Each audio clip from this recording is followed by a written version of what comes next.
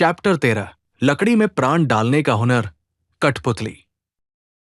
कठपुतली भारत की सदियों पुरानी कला है, जिसके अंतर्गत लकड़ी और कपड़े की पुतलियों के माध्यम से कहानी का मंचन किया जाता है। इस कला का सर्जन राजस्थान में हुआ।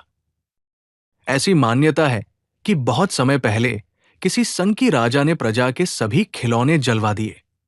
इसके बाद घुमंतू कलाकारों ने टहनियों और कपड़ों से नए खिलौने बनाए। कल्पना तथा संगीत से जीवित प्राणियों की तरह मंचन करने वाले यही खिलौने कठपुतलियों के रूप में हमारे सामने हैं। कठपुतली का शाब्दिक अर्थ है काठ की पुतली।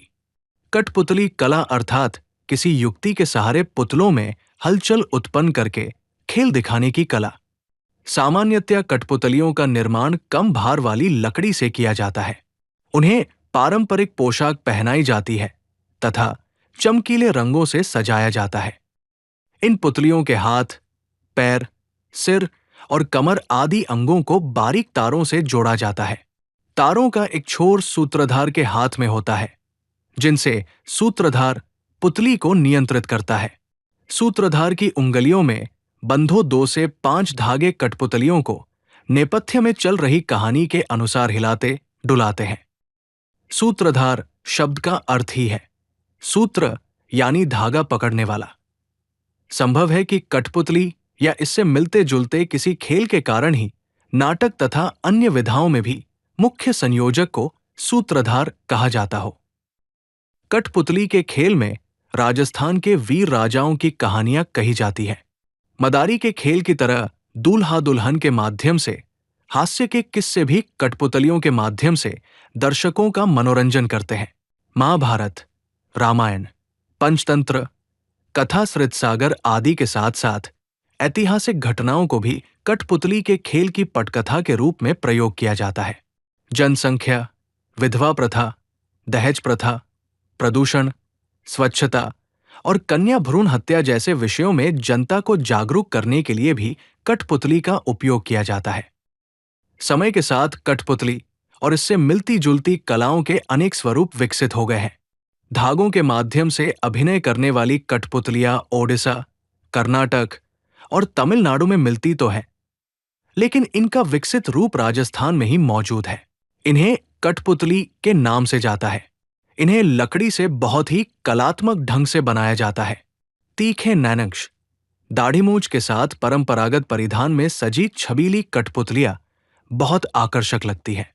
कठपुतली का खेल दिखाने वाले अपनी हर कठपुतली के साथ संवेदनात्मक संबंध महसूस करते हैं।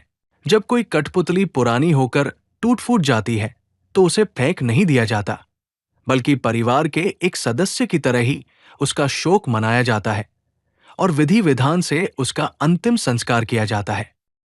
कठपुतली कला को ओडिशा में कुंदेई, कर्नाटक में गोमबेट्टा और तमिलनाडु में बोमाल्टर के नाम से जाना जाता है।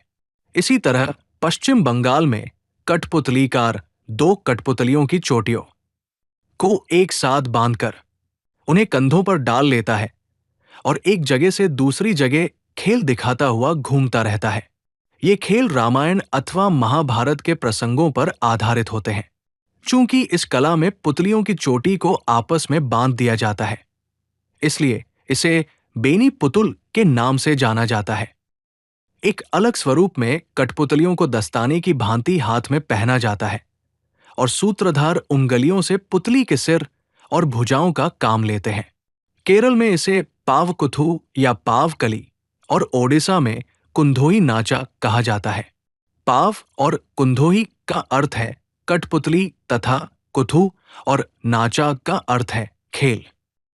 इसी तरह एक शलाका कठपुतली भी होती है, जिसमें कठपुतली को नचाते समय सूत्रधार स्वयं अपने पैरों में घुंघरू बांधकर नाचता है। ये कठपुतलियां बहुत बड़ी और वजनदार होती है और नीचे से छड़ों द्वारा संचालित होती है, इसलिए इसे छर कठपुतली भी कहा जाता है।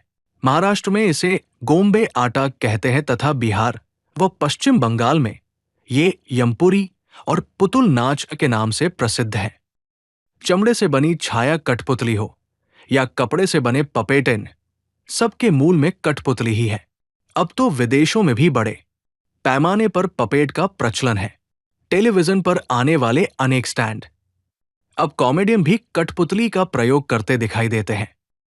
राजस्थान की मासूम सी कठपुतली अब देसी मेलों और परंपरागत उत्सवों की देहरी लांघ कर ग्लैमर और चकाचौंध के दायरे में प्रवेश कर चुकी है।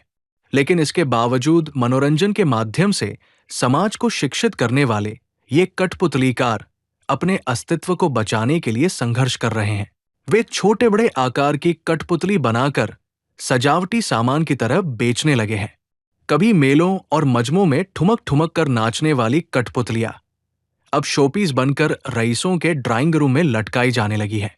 इनके ठुमके और नखरे समय के साथ गायब होते जा रहे हैं। बड़े मनोयोग से बनाई जाने वाली ये कठपुतलियां अब उदासी ओढ़ने लगी है। दुनिया रोज नए रंग बदल रही है और ये बेचारी कठपुतलियां अपने रंग बिरंगे परिधान संभालती हुई इस दुनिया की ओर एकटक निहार रही है।